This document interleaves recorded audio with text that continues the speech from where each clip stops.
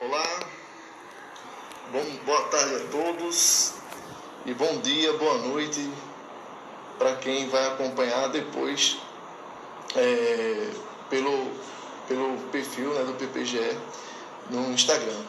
Então, muito boa tarde, sou João Paulo Rodrigues Costa, gestor da EREM de Beberibe, e hoje a gente vai conversar de um assunto bem pertinente, né, que é sobre aprendizagem nesse tempo de pandemia, né? Para isso, a gente vai convidar uma pessoa bem especial aqui que vai conversar com a gente. Tudo bom, JP? Tudo bem, tudo tranquilo, graças a Deus. Como estamos? Estamos bem, graças a Deus, né? Melhor agora, né, que a gente está aqui se vendo. Vamos falar um pouquinho sobre a educação, né? Que é a nossa paixão. Mais uma vez, me apresentando, eu sou João Paulo, gestor da EREM de Beberibe, licenciatura plena em História pela Universidade Rural de Pernambuco, especialização em ensino de História, também pela Universidade Federal Rural de Pernambuco, e mestre em Educação pelo PPGE da UPE, a instituição que a gente abraçou com tanto carinho. Obrigado aí pela confiança da professora doutora Doriele, e nos convidou para esse bate-papo, né, nessa tarde de sexta-feira, a tarde agradabilíssima, embora as circunstâncias, mas estamos juntos enquanto é para a gente, né? E o nosso colega Paulo Bruno, que está aí com a gente. Paulo Bruno tem um cartel aí vasto, né? E a gente vai fazer as apresentações. É professor desde 2002, licenciado em Letras, atua nas redes municipais de Itaíba, Buíque e Bom Conselho como professor. Ingressou como professor na rede estadual de Pernambuco no ano 2008. Desde 2013 atua como diretor escolar, tendo gerido a EREM Pedro de Alcântara Ramos em Itaíba, a EREM Arquipélago Fernando de Noronha, lá na ilha de Fernando de Noronha, a EREM Professor Cândido Duarte, no bairro de Apipux, aqui em Recife, e hoje está como diretor da EREM Ginásio Pernambucano, da Rua da Aurora. Ele é mestre em Educação da 2ª turma, né? Eu sou mestre em Educação da 4ª turma, e a gente vai conversar hoje sobre aprendizagem, né? Paulo Bruno? É isso aí, JP. Quero também, assim, aproveitar para agradecer, né, tanto a professora Doriele, como também a professora Adilene, que estão aí na coordenação dessas lives, né, pela oportunidade, né, é a honra da gente estar aqui contribuindo também com o programa que ajudou na nossa formação. Então, a gente vai discutir um pouco hoje, né, sobre garantia de aprendizagem agora, durante a quarentena, né, todo mundo em casa, mas a escola tentando funcionar, né, e depois, quando passar a quarentena, né, o que é que a gente vai ter que fazer, ou as redes vão ter que fazer para continuar garantindo a aprendizagem, né? Então, é isso aí que a gente vai conversar. Aproveito, já que a gente está encerrando a semana, né? Hoje é sexta-feira, então a última live da semana, e foi uma semana riquíssima, né? Mandando nossos agradecimentos. Informou, foi a assessoria, né? Ainda merece esclarecimentos, é isso mesmo. Somos novatos nesse campo e a gente vai falar disso também, né? Isso. Mas agradecimentos, né, a Gilvana Silva e Romero Almeida, né, que falaram na segunda-feira sobre educação escolar quilombola, desafios antes e em tempos de pandemia. Na terça-feira, né, a doutora Arantes e Elaine Oliveira, né, falaram sobre educação emocional na pós-graduação, os impactos nos processos formativos do sujeito. Aí no dia 30 a gente teve Luciana Araújo e Lisa Jennifer, que conversaram a gestão escolar no contexto da pandemia, desafios e perspectivas. No dia 21 ontem, né, Dr. Weber Gustavo e Gesiel Campos, perspectivas e possibilidades de educação remota em tempos de pandemia. Então, nossos agradecimentos por essa semana riquíssima de lives, né, que Isso encerra mesmo. agora, mas tem tudo para continuar, né, professora Dorelli? Tem tudo para continuar aí por essas semanas que vêm. É um tema tão vasto, né, que a gente vamos tentar dividir aí em partes para poder fazer essa compreensão melhor, né? Vê bem. A gente tem os desafios aí dos atores escolares envolvidos nisso tudo, né? É como aqui a live. Estamos eu e você, mas contando com a participação de todos, né? Com perguntas, com enriquecimento, né? E uma escola, principalmente, não se faz só. Vamos ver quem que participa desse conjunto de aprendizagem, né? Desse desafio que a gente tem pela frente. Pois é, João Paulo. Na verdade, assim, esse desafio foi um desafio que ele foi posto sem aviso prévio, né?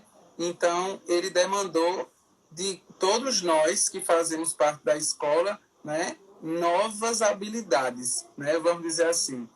Talvez a principal habilidade tenha sido o aprender, né, a aprender novamente, porque nossos alunos mesmo eles estão super desafiados, né? Estão convivendo nas casas deles, com os familiares. Então, todas aquelas habilidades que a gente já procura trabalhar com eles, que é o aprender a ser, né, a conviver, a conhecer e a fazer, eles estão sendo muito mais puxados por elas, né? Mas o aprender a aprender talvez esteja sendo, né, a maior delas, né? Vamos dizer assim.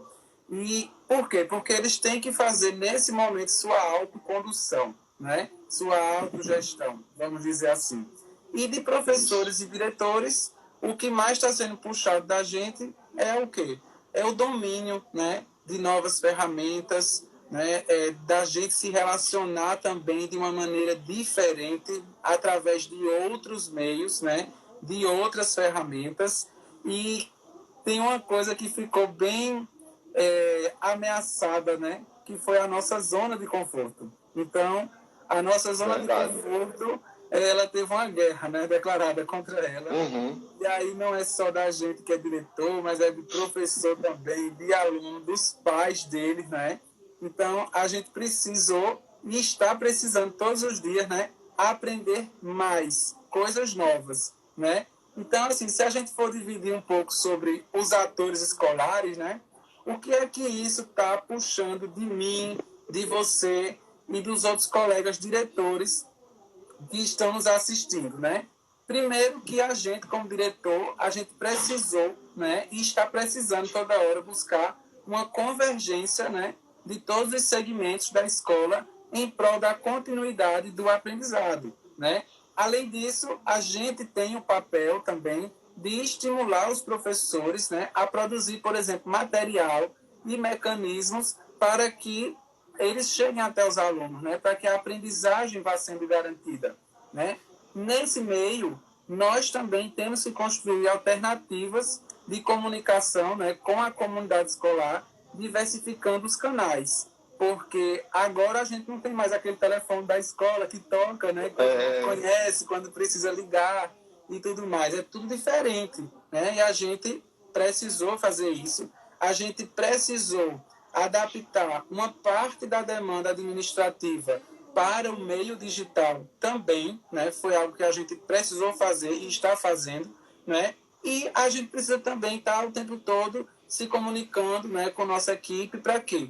A Secretaria de Educação, né, no caso da gente que é rede estadual, ela tem tido iniciativas, então a gente também tem esse compromisso de ir transmitindo essas iniciativas para as nossas equipes, né? Então, da gente que é gestor escolar, a gente está bem desafiado nesse contexto, nessas linhas aí que eu te disse.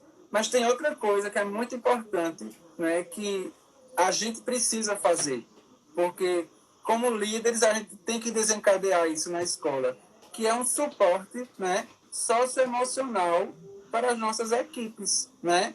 Nossos professores, nossos alunos, os pais, os responsáveis deles, né? Então, assim, a nossa fala acaba sendo muito importante. Então, a gente precisa levar, né, talvez um alívio, talvez uma esperança, né, talvez um conforto, né, para que todo mundo continue, vamos dizer assim, juntos, conectados, engajados, né? Tudo isso por quê? Porque a gente está tentando que a rotina de aprendizagem, né, dos nossos estudantes continue, né, continue acontecendo. Né? Isso é muito importante. Então, assim, a gente tem uma fórmula para isso? Não, né? Então, tudo que a gente for tentando é válido, né? Porque a gente só não pode ficar parado. Dos nossos professores, né? Algumas coisas que esse momento tem puxado deles, né? Vamos dizer assim. A primeira coisa é a questão do replanejamento, né? Todo mundo já estava com seu planejamento bem organizadozinho, já sabia quais eram os objetivos de aprendizagem para aquele bimestre, que foi o primeiro bimestre quando parou, já sabia qual era o material que ia usar para cada aula, uma sequenciazinha bem organizada, quando era que ia fazer um teste, cobrar um seminário, fazer uma prova, né? Então, assim, foi tudo por água abaixo, né? Algumas escolas, por exemplo, os estudantes levam o livro para casa, né? Mas na escola que eu trabalho, a gente tem armários. Então, os alunos usam muito o armário. Aí, por exemplo, esse é um material que o professor conta muito com ele e que na nossa escola não estão podendo contar, porque a grande maioria dos livros ficou lá na escola, nos armários. Isso mesmo. Então, assim, ou teve que haver um replanejamento por parte dos professores, né, de tudo o que eles já tinham organizado para vivenciar. Nesse replanejamento, eles tiveram que fazer o quê? Né? Repensar seus objetivos, a metodologia, selecionar novos materiais, e aí vem uma habilidade, né, que todo mundo está tendo que construir agora, que é, por exemplo, curadoria de materiais, né? Se o professor quer que o estudante consiga aprender aquele conteúdo e ele quer, por exemplo, lançar a mão de vídeos que já estão no YouTube, né, na internet, então ele tem que assistir, ele tem que ver se aquilo dali é realmente a melhor maneira que o estudante vai ter para compreender, né, aquele conteúdo e ir selecionando, né? A gente não pode fazer as coisas de maneira aleatória. Isso é o que a gente chama de curadoria de conteúdos. A mesma coisa se for mandar um PDF com algum tipo de texto que encontrou, que acha que é útil, né? Então, para que o professor saiba exatamente qual é o caminho que o estudante vai fazer para ir construindo ali aquelas habilidades, né, e competências que ele está pretendendo, né, através daquele material, né? E, além de curadoria, aprender a produzir material digitalmente, né? As escolas são muito offline, vamos dizer assim, muito analógicas ainda, né? Infelizmente. Mesmo a gente já estando aí na geração do 4.0, né? As escolas não acompanharam tanto isso. E eu não falo apenas em questão de estrutura, eu falo em questão de formação, eu falo em questão de materiais, né, de recursos, eu falo em questão de cultura, né? Na cultura escolar, as ferramentas digitais, elas têm uma presença muito tímida, né? Seja por hardware ou software. É muito tímido, né, a presença desses recursos na escola. Então, esse desafio de produzir material digitalmente é outro desafio que os professores estão tendo. Por quê? Isso. Não, eu não quero mandar esse vídeo que eu vi aqui no YouTube, porque ele vai, mas no minuto 6 ele começa a ir por uma direção que eu, por exemplo, não concordo, não acho salutar. Então, eu quero produzir o meu vídeo, né? Então, isso está tendo que acontecer também. Alguns têm um pouco mais de coragem, desbravam mais, rompem com alguns limites, né, que criaram para si ou que foram sendo construídos ao longo da vida, né? Outros nem tanto. Mas, assim, esforço a gente está vendo muito, né? E tem outro ponto muito importante, que eu não sei o que aconteceu na sua escola, mas na escola que eu trabalho, a gente, quando foi no dia 18, que as aulas pararam, né, 18 de março, então a gente se reuniu e fez um levantamento de quais seriam os conteúdos, né, dos próximos dias que eles iam dar. A gente não tinha noção que ia ficar tanto tempo parado sem aula, né? E aí, eu digo, não, pode ser até o fim do mês, não sei, a prefeitura tinha dado umas férias até dia 31 de março, né? Eu não sei, fiz uma associação assim, mas pelo menos até o fim do mês eles vão estudando alguma coisa. E os professores toparam na hora e a gente criou um formuláriozinho que aí ficou bem organizado e logo depois a gente já mandou para todo mundo, né? A gente tem grupo de líderes, de sala e tudo mais. E aí foi um material para eles irem se guiando por aquilo ali, como um manual. Trabalhar, né? Escola para a gente é um trabalho, né? E de repente, né, sem muito aviso, sem aviso prévio nenhum, pô, este trabalho está na sua sala, né, tomando Isso, café com você, o famoso home office, né? isso. E a gente aprendeu tanto, acho que tua mãe falou, porque a minha falava direto, né? Coisa do trabalho no trabalho, coisa de casa em casa, né? Então, para a nossa cultura, isso foi muito bem distinto, né? Foi muito bem separado. E de repente Verdade. isso está aqui dentro de casa e a gente tem que conviver com isso, né? Mandando um abraço também aos professores que têm se desdobrado realmente, né? Porque esse novo para a gente, contra gestão aconteceu, a gente tem que dar conta de um monte de atividades, né? Como você já Isso, pontuou algumas, entrar em contato com os estudantes, mobilizar a equipe, mobilizar professores, incentivar, ouvir. Então, tudo isso foi sendo feito, né? E tem sido feito, e vai esse trabalho do professor, né? Que teve que se reinventar, se planejar novamente, né? E fazer videoaulas, né? E lá na é, escola são videoaulas tão lindas, né? Simples. E eu estava dizendo, né? Aí, ao professor Marcos, um abraço, tá aí ouvindo também, professora Marta. Cara, eu aprendi matemática, sempre com dificuldades em alguns números, e eu sentei para ver ali a aula, fiquei vendo, e de repente, rapaz, como é simples resolver essa equação aqui que me atormentou uma boa parte da vida. E os professores lá com total dedicação nesse novo, né, que já vinha nos acompanhando, mas que não estava isso, naquele campo da obrigatoriedade, né, como única ferramenta, né? isso. E essa questão da cultura escolar é muito forte, né? A gente vai à escola, ela faz parte da nossa vida, né? É, Deixamos ali no mínimo uma década de uma vida inteira, onde muita relação foi construída, né? Poxa, se eu fechar os verdade. olhos aqui rapidamente, eu vou me lembrar de muitas amizades do meu tempo de estudante da formação básica, né? Acredito que o mesmo com você, acredito que o mesmo com quem está nos vendo agora, né? Isso. Teve muitos amigos entrando aqui, né? Eu quero agradecer as saudações. Tô E, vendo por aqui o exemplo, pessoal do Itaíba mandando, viu? Mande até uma amiga minha saudações. aqui de Jupi agora, Cidenúzia, um abraço, viu? Meus ex-alunos aí de Itaíba também, amigos de Tupanatinga, nossos colegas aqui, gestores, né?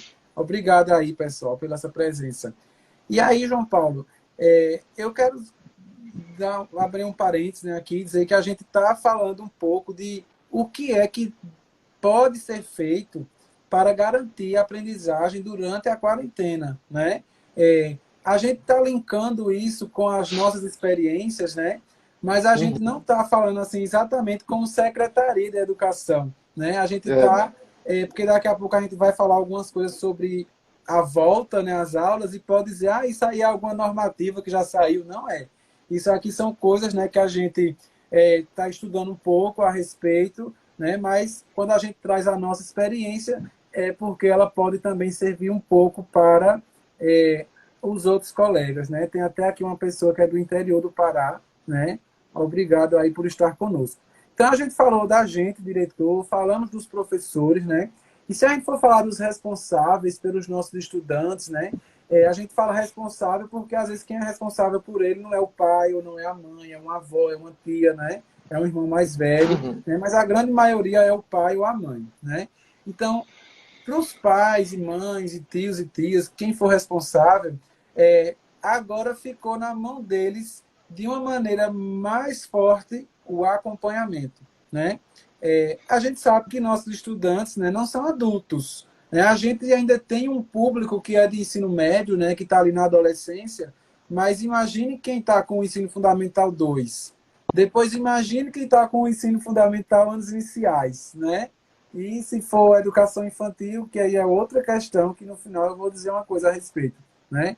Então, assim, os pais estão com o acompanhamento dos filhos, né, ou dos que são responsáveis, né, nas mãos para dar apoio em casa, para auxiliar na rotina de uma organização de estudos, né? A gente tem que saber que o adulto da história é o responsável, né? O estudante, meio que ele pode, vamos dizer assim, errar, não fazer, se esquecer, mas o adulto da história, que é a pessoa madura, é quem tem que funcionar ali um pouco como um superego, né, deles. E ter Uhum. atenção também aos canais de comunicação que a escola disponibilizou para ir ficando, né, informado, ficando atento e também, sempre que possível, ir dando feedback à coordenação da escola, porque aí a gente vai vendo o que é que está funcionando ou não, né? Outra coisa que ficou nas mãos dos pais, reorganização da rotina familiar. Então, assim, eles agora estão tendo um protagonismo, né, muito grande nessa questão, porque esse protagonismo tem que acontecer no estímulo, né, no apoio e na orientação, né, do filho, de quem ele é responsável, né, porque senão pode não acontecer a rotina de estudos. E a última coisa, que ela é muito importante, que assim, sempre que eu estou me comunicando com as famílias dos meus estudantes, eu digo, esse é um momento precioso da gente fortalecer os vínculos em casa, né? Então a gente sabe que a rotina de todo mundo é uma rotina muito corrida, né? Principalmente aqui na região metropolitana, né? Às vezes os pais saem de casa um pouco antes dos filhos até se levantarem, pai sai para um lado, filho sai para o outro, né? Por exemplo, nossos alunos, né, os meus, que não, a minha escola não é uma escola comunitária, vamos dizer assim, né? Ela é uma escola de centro, um pouco diferente do estilo da sua, do público que a sua atende. Mas assim, eu tenho alunos que saem de casa 6 da manhã para conseguir chegar na escola às 7h30. E esses alunos que saem da escola às 17, né, às vezes eles só chegam em casa 19 horas, 7 da noite. Chega morto, né? Cansado, né? Esgotado, vai tomar um banho, vai jantar. Então, às vezes o pai chegou do mesmo jeito, a mãe, as outras pessoas, e o dia vai ficando meio sufocado para as relações. Então, agora, né, a gente está tendo uma oportunidade rica de fortalecer esses vínculos, de ressignificar as relações e de exercitar uma afetividade positiva, né? Com Isso. todo mundo que está dentro de casa. Então, essa talvez seja uma das coisas mais importantes que pode acontecer, né, em casa nesse momento. E o estudante, né, para os nossos que já são maiores um pouco, né, eles têm que ficar atentos ao projeto de vida, né, que eles traçaram no primeiro dia que eles chegaram na escola, né? Eles começam o ensino médio com um acolhimento e ali eles vão traçando metas para eles ao longo dos 3 anos e para além da escola. Então, o meu projeto de vida depende de quê, né? Eu vi que tem hora que não vai ser fácil, né? Tem hora que não vai ser Uhum. tudo como eu planejei. E aí entra na questão a resiliência, né? A autogestão e força de vontade, né? Crença no amanhã. A gente, se tomar os cuidados que precisamos tomar, a gente vai passar disso, né? Então, eu quero passar disso, mas quando eu passar, eu quero ser a pessoa do dia 18 de março, não posso ser mais, né? Não tem nem condições, eu tenho que ser outra. Então, vamos cuidar para a gente ser melhor, né? Não ter Isso. perdido tempo, né? Porque parece que a gente parou, mas a gente pode não parar, né? Essa é uma alternativa, né? Então a gente falou desses atores escolares e eu queria só trazer aqui para a gente, João Paulo, algumas coisas, né, que iniciativas que as redes tomaram, né, no Brasil todo. Então, a gente Mas vai antes um ver que pouquinho, antes um pouquinho, para a gente fazer um ponto, né, importante e esclarecer para o público que está acompanhando e que vai acompanhar depois.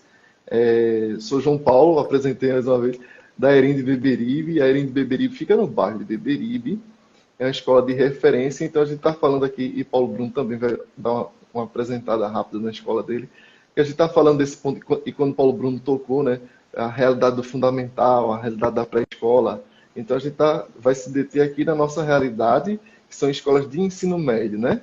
Lá nós temos isso. primeiro, segundo, terceiro ano, assim como no GP Aurora também, né? Então lá na Uhum. Erim Beberibe são mais de 330 estudantes matriculados, mais de 15 professores, e a gente tem essa realidade lá de ser uma escola da comunidade, né? Então a gente atende as estudantes do bairro dos Unidos, de Bibiribe, do Alto Santa Terezinha, Caixa d'Água, que é uma realidade um pouco diferente da tua, né, Paulo? Isso. Meus Como é que alunos é lá não moram o ao Aurora? redor da escola, por exemplo, né? Estão lá, Meus alunos dando estão oi. espalhados em Recife, tem aluno de São Lourenço, de Camaragibe, de Jaboatão, de Olinda, de Paulista, né? bem diversificado, assim, de vários bairros aqui de Recife também, né? Então, é um pouco diferente também essa relação, né? E aí, voltando um pouco para a questão das redes, né, das iniciativas que a gente tem observado no Brasil, né, uma das coisas que as redes tiveram que ver era, a gente sabe que nem todo mundo vai ter acesso à internet. Por quê? Ou porque o estudante não tem um dispositivo, seja um celular, seja um tablet, ou seja um notebook, netbook ou um computador de mesa, ou então ele pode até ter o dispositivo, mas pode não ter acesso à rede de internet, né? Então, assim, por que eu digo isso? Porque essa é a primeira coisa que vem na nossa cabeça. Ah, vamos através da internet conseguir chegar aos nossos estudantes, né? No nosso caso de escola pública, não é tão simples assim por conta disso. Então, como fazer, né, os estudantes que não têm acesso a esses meios digitais conseguirem ter acesso aos conteúdos, né, que estavam no currículo, né, na esteira do currículo. Então, no Brasil, muitas soluções que as redes criaram em comum são aulas pela TV, né? Isso acontece, por exemplo, aqui em Pernambuco, né? Criou-se rapidamente o Educa PE, e aí pelo menos 3 canais de TV, né? Aqui de Pernambuco tem aulas para os estudantes. A programação, por exemplo, pela manhã são aulas para o ensino fundamental, anos finais, e à tarde aulas ao vivo, inclusive, que são para os estudantes do ensino médio, né? Até horário para cada série, e toda semana sai uma grade de quais são as disciplinas. Ainda os estudantes podem interagir com esses professores ao vivo, e essas aulas ainda vão para um canal do YouTube que se criou Educa. com o mesmo nome, Educa PE. Em São Paulo, você vai ver que São Paulo foi um pouco diferente, porque quando eles suspenderam aulas, eles deram um recesso, né, logo. Então, ficou meio que sem aula mesmo. E São Paulo organizou um centro de mídias, né, para que pudesse começar a ofertar, né, tentar fazer a escola chegar à casa dos estudantes. E lá também tem aulas pela TV, né, para os alunos. Aqui em Pernambuco, né, você vai ver que foi criado logo depois uma outra ação, que foi um ambiente virtual de aprendizagem, né, também do Educa PE, que aí as aulas do Educa PE são disponibilizadas em fascículos, né, para os estudantes irem conseguindo aprender. Até algumas escolas fazem o quê? Imprimem os fascículos e enviam para a casa do aluno, ou então o familiar vai lá buscar, né?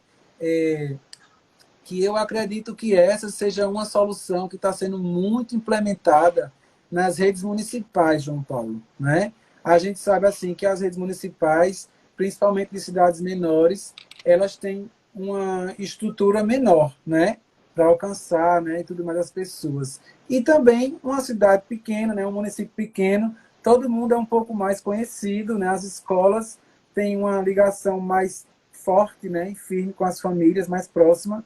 Então, isso também pode ser facilitado nesse sentido, né?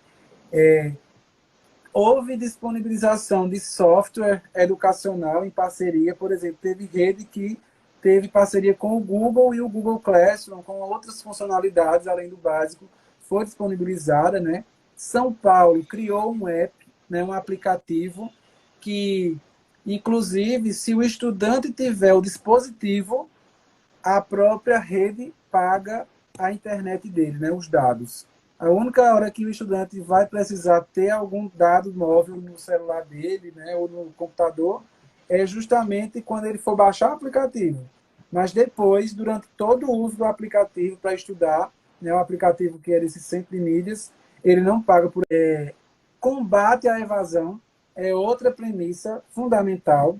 Na verdade, existe muita crítica sobre mas só que estão colocando para as escolas mandarem atividades para os alunos nesse tempo, mas nem todo mundo tem acesso, mas isso, aquilo, aquilo, outro. Sim.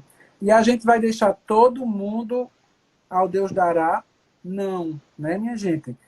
Inclusive, ir mantendo essa ligação da escola com o estudante, com a família, e tentando promover essa rotina de aprendizagem, já é uma estratégia que vai prevenir evasão, que esse ano pode ser muito grande, né? Então, a gente fazendo isso, a escola está funcionando, ela já está, né, prevenindo o índice de evasão desse ano.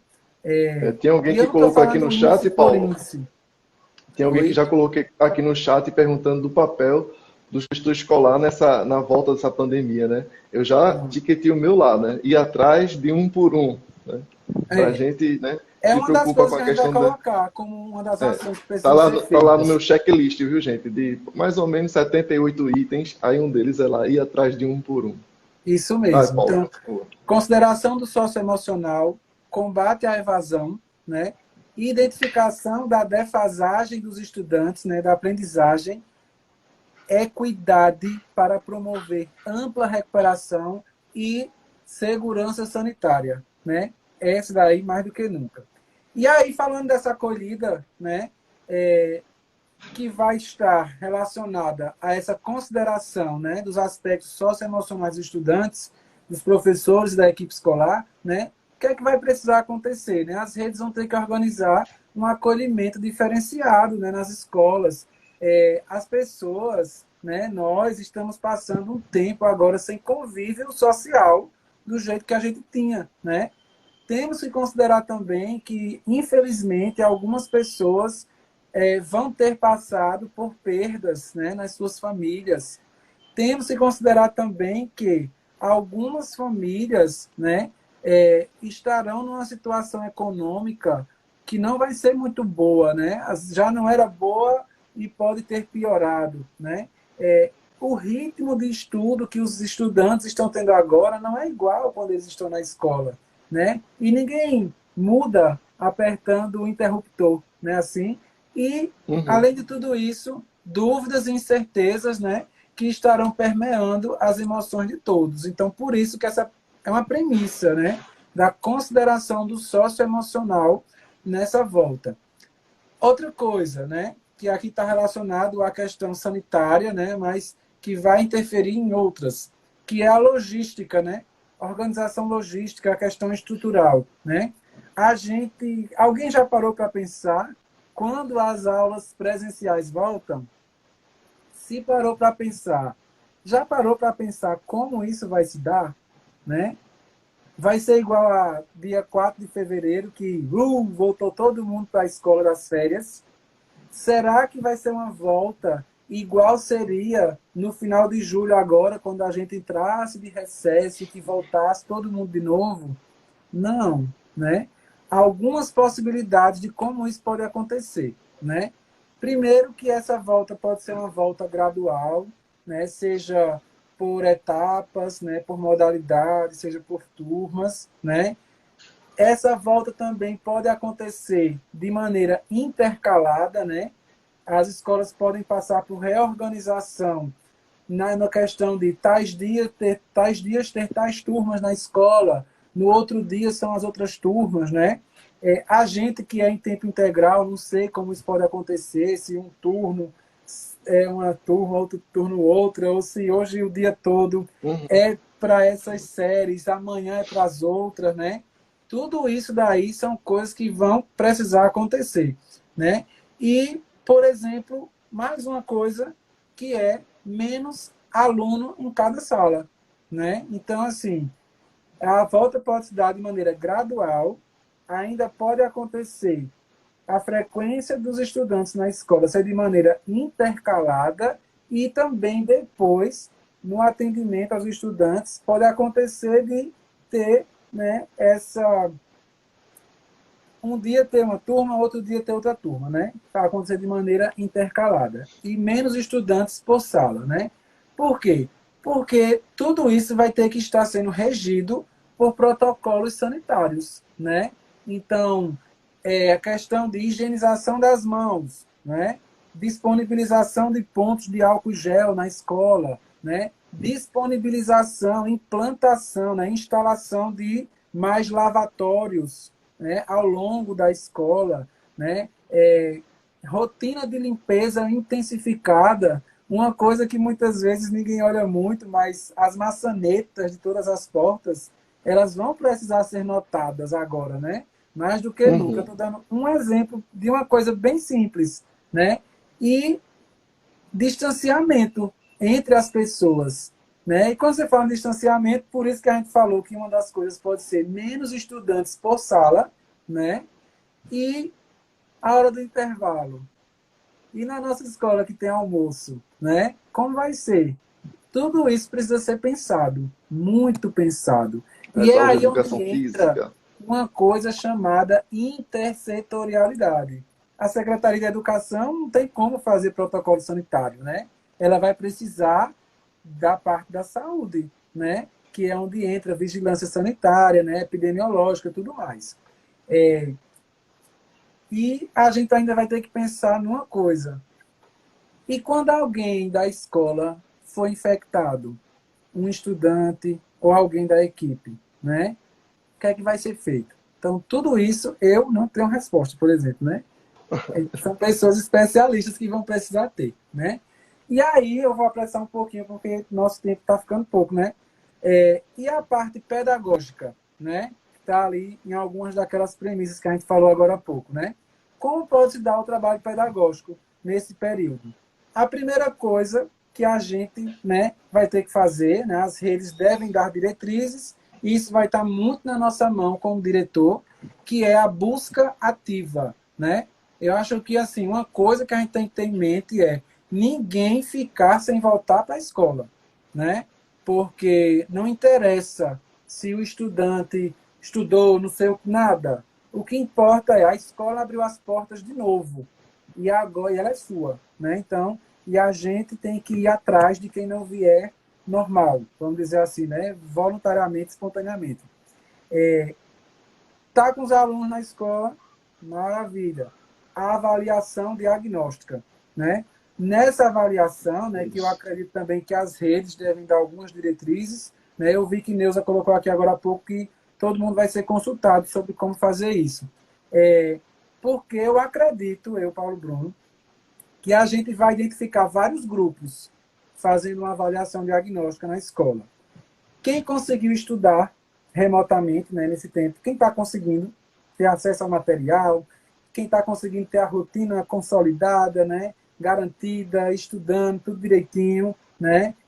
Quem recebia material, mas não estava estudando, né?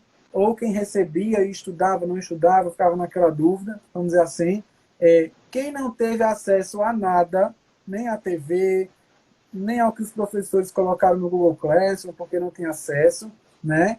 E quem teve acesso às coisas, mas não construiu os objetivos de aprendizagem. Então, eu acho que essa avaliação diagnóstica ela vai trazer para a gente esses grupos, né? Esse retrato aí. E aí, depois dela, a gente tem que ir para a recuperação, né? Vai ser necessário oferecer momentos específicos para nivelamento de estudantes, né? Então, isso daí é onde a gente vai garantir a equidade, né, da escola que ela precisa, né, oferecer para os estudantes. Então, assim, vai ser uma volta bem diferente nesse aspecto pedagógico, principalmente, né? Vamos dizer assim. E as implicações do calendário, né? O calendário ele vai ter implicações nessa parte pedagógica muito, né? Por quê? Por conta do tempo. A gente ainda não sabe quando volta, né, as atividades presenciais.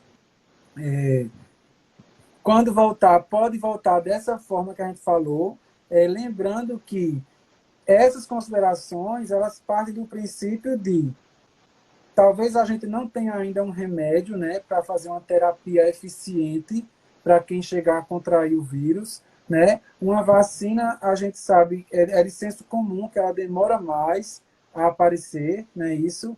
Então, assim, e o que vai, a minha opinião, né, o que vai dizer assim, pode voltar hoje às aulas, é justamente a capacidade de atendimento do sistema de saúde. Eu acho que hoje, por exemplo, a gente está em casa e os estudantes também, porque o sistema de saúde não dá conta, né? Então, é uma medida que é não farmacológica, né, que chama, que precisa ser implementada. Então, a gente está aqui porque os hospitais não conseguem dar conta, né? Então, quando disser assim, agora se tiver uma nova onda de contágio, não sei, os hospitais vão conseguir, então a gente pode ir retornando, né? Retomando. Então, sobre o calendário, né? Implicações no calendário. Que aí vem a palavra replanejamento outra vez, por quê? A gente que é de ensino médio, né, já tem a BNCC, mas a gente está nesse período de ir discutindo o currículo, né, para o nosso estado, né? Mas quem é anos finais, anos iniciais e educação infantil, já tem a BNCC homologada e o currículo também, né? Nesse sentido, a nossa rede ela é bem ágil, né? Consegue andar bem na frente nessa questão. Então, os direitos de aprendizagem, né, que são assim chamados na BNCC, que eles vêm se desdobram através de habilidades, né, de objetivos de aprendizagem também, eles são de forma circular, né? Então, por exemplo, o menino está aqui agora no 8º ano e tinha um conteúdo de matemática, né, que ele estava para ver agora. O que é que vai ser necessário fazer? A escola vai ter que sentar e ela vai ter que ver. Nós temos tantos meses ainda de aula presencial e ainda serão nessas condições, né, adversas, com menos tempo com o aluno aqui. A gente vai precisar selecionar o que é mais importante para o estudante ver agora. E alguns dos critérios para selecionar esse conteúdo e aquele não, pode ser, por exemplo, que no próximo ano esse conteúdo aqui que a gente está deixando de dar, ele aparece.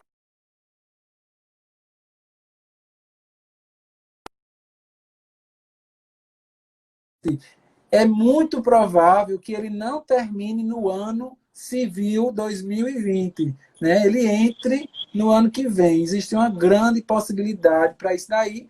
E também o próprio parecer do Conselho Nacional de Educação, ele diz que pode haver essa questão de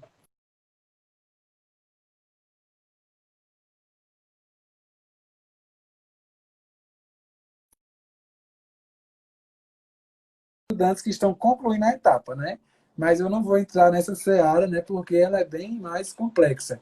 Então, essas são algumas das coisas que vão precisar acontecer nesse sentido. E uma importantíssima é, quando a escola reabrir as portas, as atividades não presenciais devem continuar, né? Devem continuar até para que os dias que o estudante vai estar na escola e os que ele não vai estar, que ele continue também aprendendo, né? Pode ser também a questão da recuperação de aprendizagem, pode ir por esse outro caminho também, né? Não sei. Cada lugar vai ter as suas possibilidades. Mas uma coisa é certa, o digital, né? Quem estiver aprendendo agora é bom, vai sofrer um pouquinho, mas depois vai ficar bem tranquilo, porque não vai estar fazendo mais tanto esforço, né? Dominou, né? Amarrou aqui, como diz lá no sertão, né? Passou uma corda no pescoço do Google Classroom, do Jamboard, do YouTube, né? Do que seja, do Instagram, né? E agora eu te domino, né? Então, domine mesmo agora, professor e diretores também, porque depois a gente vai precisar dessas ferramentas ainda, né? Então, e eu, inclusive, assim como educador, espero que isso seja o começo da entrada efetiva e de uma vez do digital nas escolas, né? Porque, como a gente falou no começo, não é uma questão só de estrutura, é uma questão de cultura, né? A cultura digital precisa ser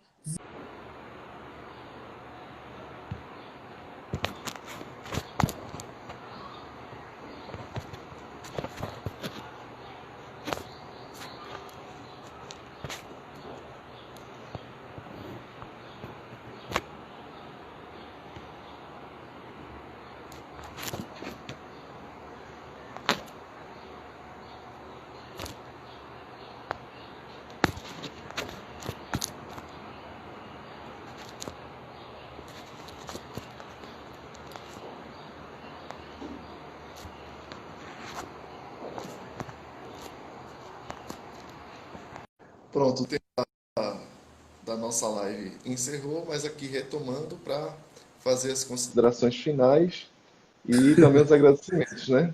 Coisas da É, tecnologia, meu amigo. é verdade, a gente acabou se empolgando, não foi, João Paulo?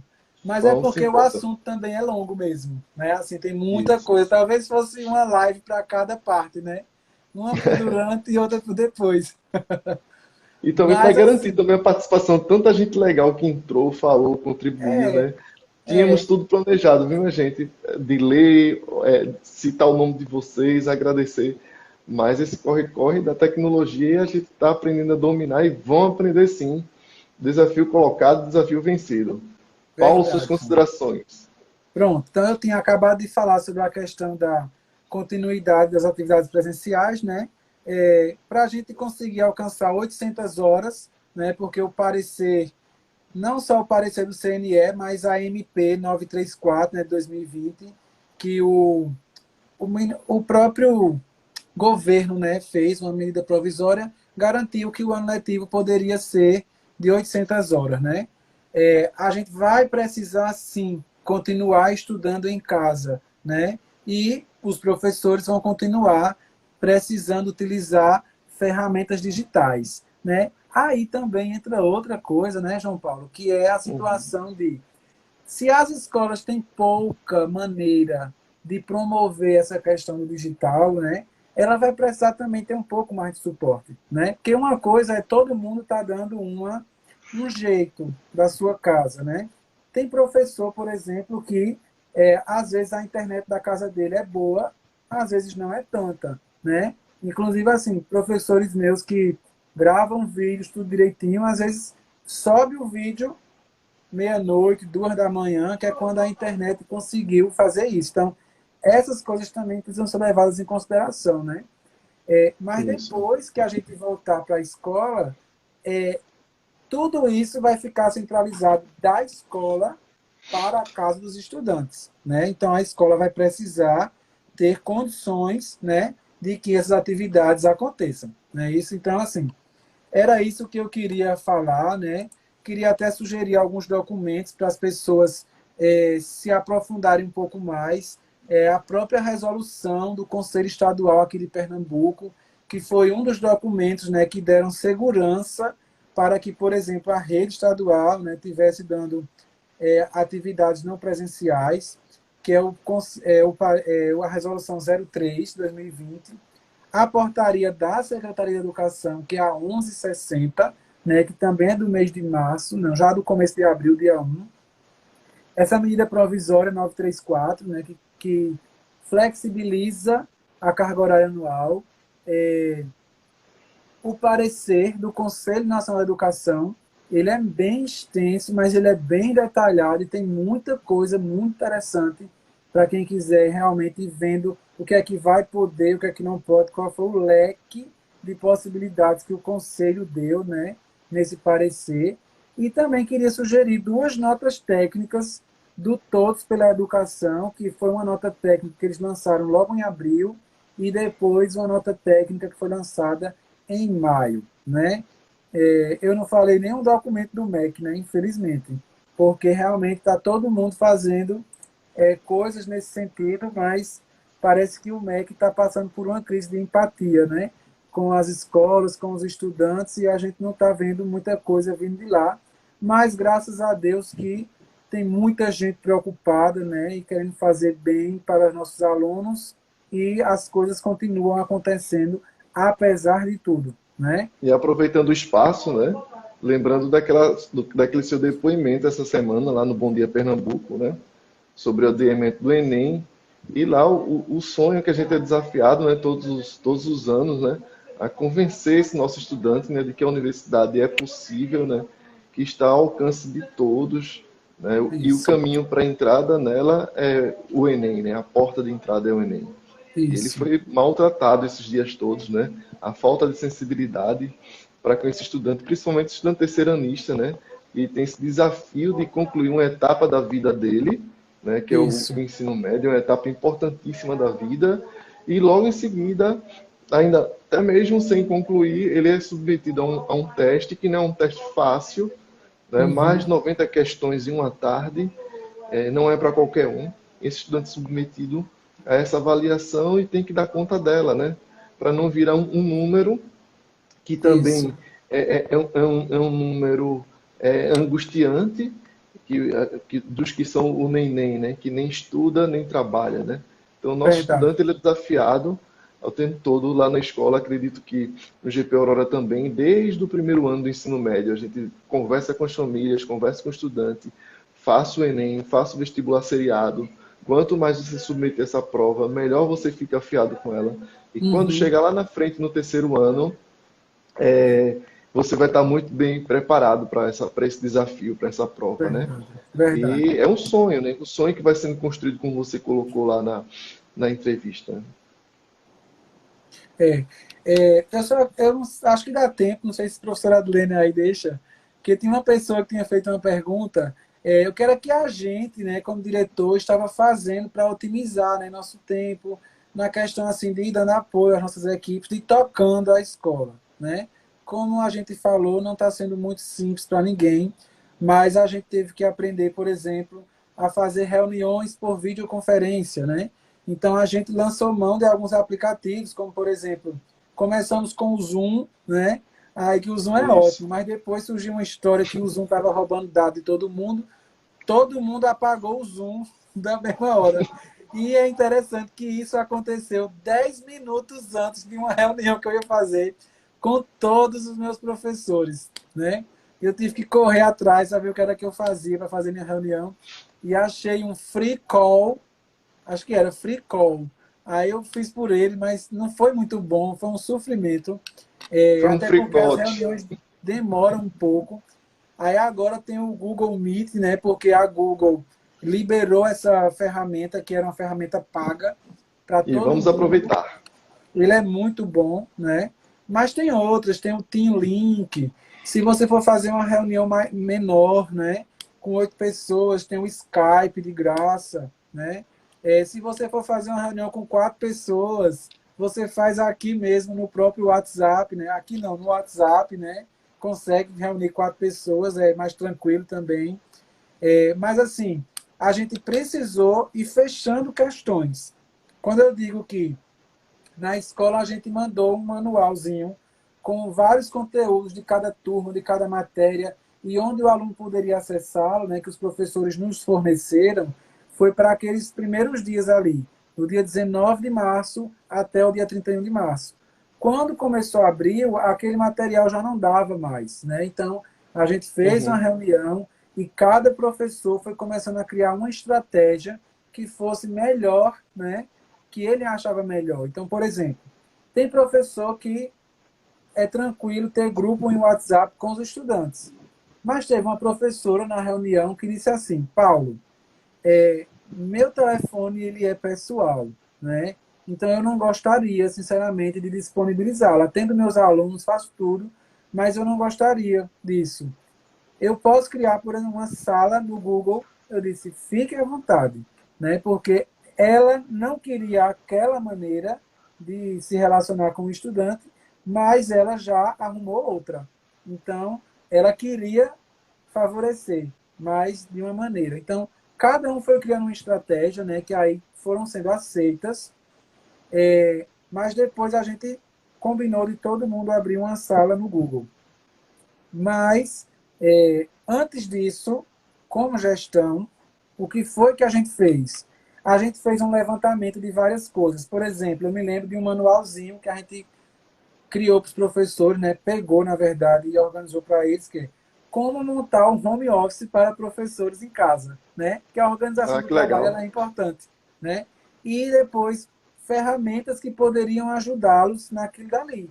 Que foi quando a gente mostrou o Hangouts, foi quando a gente mostrou o Zoom, foi quando a gente mostrou o Google Classroom, foi quando a gente disse da possibilidade deles criarem perfil no Instagram, no YouTube, né? Criar podcasts. Então, esse também é um trabalho nosso, de sugerir caminhos, alternativas. A gente não pode ficar esperando que o professor crie solução sozinho. A gente precisa dar suporte. Então, eu e minha equipe, a gente se desdobrou, né, para poder chegar na reunião oferecendo alguma coisa, né, para a nossa equipe. Então, foi uma das coisas que a gente fez. E aí, depois, numa terceira reunião, quando a gente se organizou para ficar todo mundo pelo Google Classroom, porque a ferramenta é muito boa, né?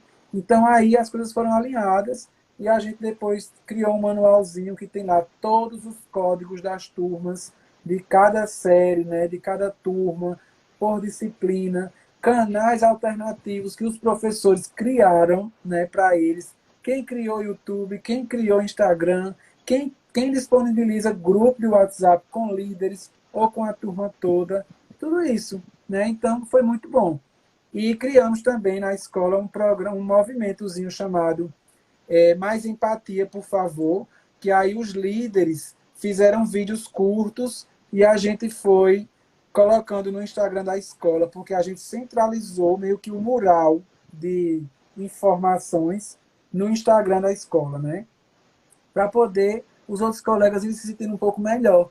E os professores também gravaram vídeos. Então, algumas dessas coisas, e a gente continua, né, sempre, tanto a gente é disponível nos nossos WhatsApps e tudo mais, como também a gente faz reuniões para ir, digamos assim, todo mundo ir ficando junto sempre, né? E também já precisamos fazer até reuniões por grupos, com os de matemática, com os de humanas, né? Então a gente precisa ir fazendo isso. Então essas são algumas das maneiras que a gente está usando para poder chegar e manter a escola assim. Isso também acontece com alunos, né? Com líderes de turma e tudo mais. Na escola a gente tem essas experiências, os professores criaram suas salas de aula no Google Classroom e a gestão criou grupos de WhatsApp, né, com representantes de sala, e daí os professores nos enviam as atividades e isso foi uma forma também de organizar, até para que a gente possa gerar algum relatório, né, no futuro do que foi trabalhado remotamente, né? Então os professores nos enviam os trabalhos e a gente passa para esses grupos de WhatsApp, que são os grupos que estão lá, a sala quase que inteira, né?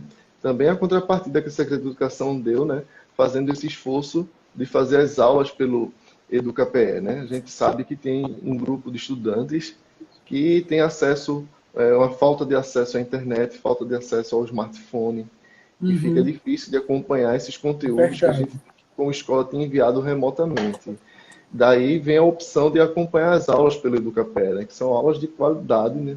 Assisto várias aqui em casa, e a gente assiste junto e vejo a qualidade da aula, que é muito boa. Então, os estudantes TV, né, tem em casa, e como aqui capital, né, pega, acho que 3 canais ao mesmo tempo, transmitem as aulas do EducaPE, né?